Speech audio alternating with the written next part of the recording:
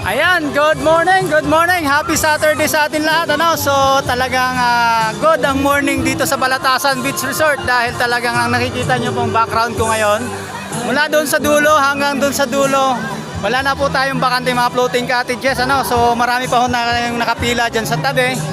At the same time dyan sa tabi, waiting kung sa mga gustong maunang umuwi ay may papalit naman. So isa-isa lang po ang ibig sabihin nito na it's more fun in Balatasan. At the same time, pasensya na kayo, lagi kong nire-remind na every weekend, Sabado at Linggo, kailangan nyo talaga magpa-booking. So wala ho talaga pag-asa ang walk-in pag Sabado at Linggo na makapag-avail ng floating cottage, dahil fully book po tayo. So anyway, sa lahat po na nandito ngayon sa Balatasan Beach Resort, din sa akin likod, sa lahat na nakabil ng floating cottage, shout out po sa inyo. At naririnig nyo ngayon ay ang video okay dyan sa floating So magagawa nyo rin yan kapag kayo ay nagpa-booking ng early 1 week or 2 weeks before kay Balatasan Vlog. Okay, so yun lamang po mga kasama, at enjoy po tayo lahat. Keep safe at happy weekend sa lahat. Paalam!